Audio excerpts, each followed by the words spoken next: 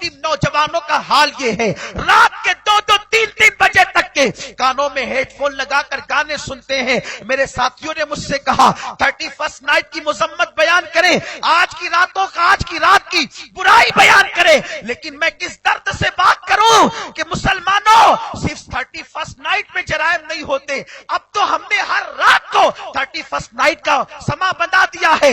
ہر رات مسلم محلوں کے اندر عیاشیاں ہیں، گناہ ہے، برائیاں ہیں، گانے ہیں، غزلیں ہیں، میوزک ہے، موسیقی ہے، یہ سب کچھ تو تمہارے محلے میں ہے۔ وہ کون سا لمحہ ہے جب مسلمان نوجوان گناہوں میں نہیں ڈوبتے؟ تمہارے لباس دیکھو انگریزوں کی طرح، تمہاری ادائیں دیکھو ہیرو کی طرح۔ جو ہیرو جہنمی خبیث رات و دن زنا کے ماحول میں ڈوبا ہوتا ہے، تم اس کی نقل کر رہے ہو۔ اللہ اکبر، وہ ہیرو کے سامنے اگر تم کبھی جاؤ گے وہ تمہیں گھاس بھی نہیں ڈالے گا۔ نادان، اگر تمہارے ہاتھ میں ہاتھ دے کر اس نے مسافہ کر لیا اور اگر تمہارے ساتھ ایک فوٹو کھچوا لیا، پوری زندگی ناش کرو گے۔ پہلی بات تو اس کے گھر کے کتے تمہیں اس کے گھر تک نہیں جانے دیں گے۔ اللہ اکبر، اس ہیرو سے اتنا دل لگایا کہ اس کے نام پہ کوئی پیسے لٹا رہا ہے، اس کے نام پر کوئی کپڑے خرید رہا ہے، پہن رہا ہے، اس کے گانے سنے جا رہے ہیں، اس کی اداؤں میں شراب پی جا رہی ہے۔ اگر وہ کالج کا اسٹوڈنٹ کسی فلم میں بتایا گیا ہے اور وہ کسی لڑکی سے افیئر کر رہا ہے، اس کی نقل تم کر رہے ہو۔ ہیرو نے بالی پہن لی تو تم بھی بالی پہن رہے ہو، وہ کمر ہلا کر چل رہا ہے تو تم بھی اسی طرح چل رہے ہو۔ ظالموں، اس کو تم سے کوئی ہمدردی نہیں، وہ تو ایکٹر ہے۔ لیکن اللہ اکبر، ہم سے زیادہ بے وفا کون ہوگا، ہم سے زیادہ برا کون ہوگا؟ اللہ اکبر، جس ہیرو نے ہم سے کوئی محبت نہ کی ہم اس کی نقل کرنے میں فخر کرتے ہیں، اور جو مصطفیٰ پوری رات ہمارے نام لے کر کے مصلی پر روتے رہے، ہمارے لیے مغفرت کی دعا کرتے رہے۔ نادانو، وہ رسول جو خدا کو دیکھ کر بھی ہمیں نہیں بھولے، اس رسول سے بغاوت کرنے نکلے ہو، اس نبی سے بغاوت کرنے نکلے ہو۔ تمہیں پتہ ہے علامہ معین الدین الکشافی لکھتے ہیں، ذرا دل کے کانوں سے اس بات کو سن لینا، اپنی گفتگو سمیٹنے کی طرف جا رہا ہوں، شاید کہ تیرے دل میں اتر جائے میری بات۔ میں کوئی خطیب نہیں ہوں، میں کوئی مقرر نہیں ہوں، بس کچھ آہیں اور درد دل لے کر کے آپ کے پاس آیا۔ ناسک والو، تمہاری سنیت پر پورے مہاراشٹر کو ناز ہے، لیکن تم اگر عمل کے میدان میں قدم رکھو تو لوگ ناسک کی سرزمین پہ قدم رکھ کر کے یہ پکار اٹھیں کہ ناسک والوں کا عقیدہ بھی اچھا ہے اور عمل بھی اچھا ہے۔ ہاں، بہت باعمل ہے تم میں، اس کا انکار نہیں ہے، لیکن نئی نسل کا حال کیا ہو گیا؟ اپنی بدعملی کو دیکھ کر لوگ بدعقیدگی کی طرف جا رہے ہیں۔ ہیرو نے بالی پہنا تو ہم بھی پہنے، ہیرو نے جو کپڑے پہنا ہم بھی پہنے۔ سرکار کی سنت کو چھوڑ کر سنتوں پہ عمل کرنے میں شرماتے ہیں۔ ہمارا حال یہ کہ کہتے ہیں نبی کے نام پہ جان قربان کر دیں گے۔ مجھے حسن ظن ہے تم یقیناً قربان کرو گے، لیکن اتنا کہتا ہوں، جو اپنے نبی کے نام پہ داڑھی کے چند بال نہ بڑھا سکے، اس قوم سے کب توقع کی جائے کہ اپنے نبی کے نام پہ جان دیں گے؟ جس قوم کا حال یہ ہو کہ نبی کے نام پر جو اپنی نیند قربان نہیں کرتے فجر میں، وہ اپنے نبی کے نام پہ کب جان دیں گے؟ کس قدر ہمارا حال ہے۔ مجھے تو یاد آتی وہ بات، سیدی اعلیٰ حضرت کی بارگاہ میں ایک شخص نعت لکھ کر کے لایا، کہ لگا حضور نعت سنانا چاہتا ہوں، ٹھیک ہے سنا دو۔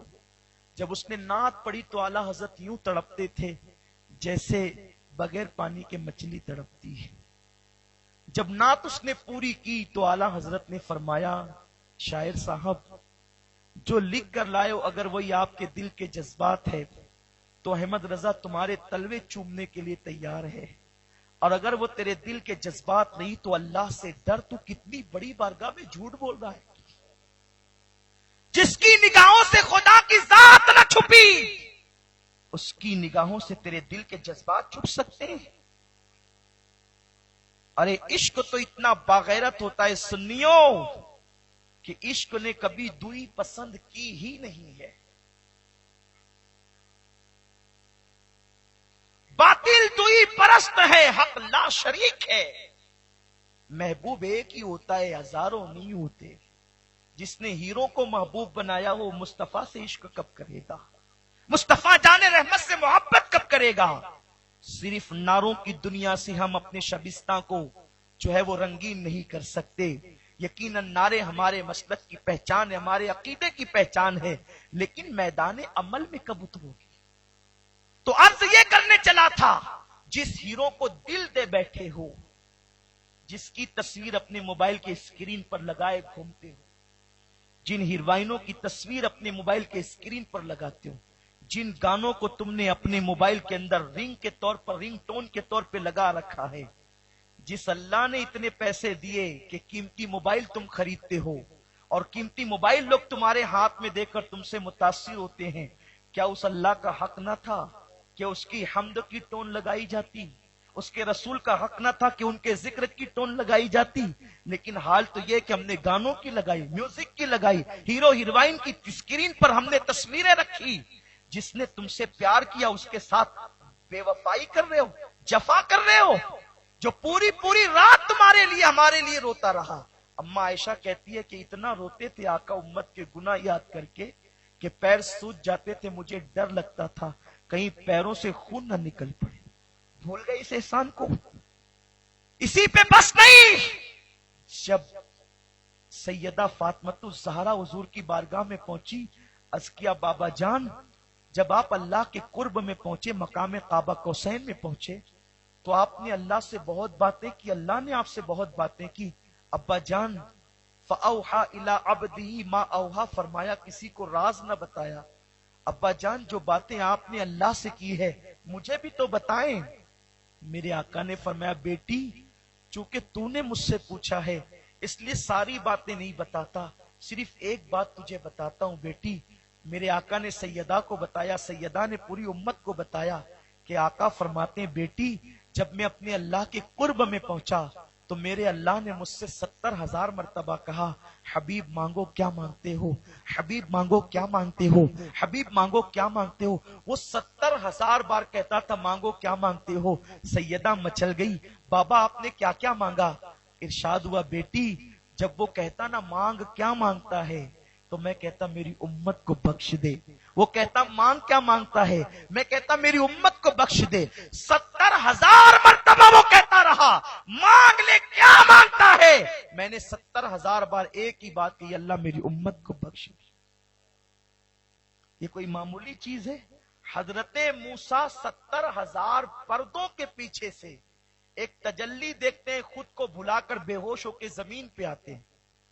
اس کی تجلی کی شان یہ ہے کہ 70,000 پردوں کے پیچھے سے دیکھا، خود کو بھول گئے، زمین پہ آ گئے. اور وہ میرے اللہ کو بے پردہ دیکھتے ہیں اور اپنی امت سے پیار اتنا ہے کہ خدا کو دیکھ کر وہ تمہیں نہیں بھولے. ارے وہ خدا کو دیکھ کر تم کو نہیں بھولے، تم ہیرو کو دیکھ کر انہیں بھول گئے، تم گانوں کو سن کر ان کو بھول گئے، تم میوزک کو سن کر ان کو بھول گئے، تم لڑکیوں کے حسن کو دیکھ کر ان کو بھول گئے. ظالموں، محبوب کا حق تھا یہی، عشق کے بدلے بغاوت کیجئے. عداوت تو نہیں کہوں گا، عداوت نہیں کہوں گا، تم عداوت نہیں کرتے لیکن عمل سے بغاوت کرتے. اور سن لو، جس قوم نے نبی کا دل دکھایا پھر اس قوم پر اللہ کا عذاب آیا.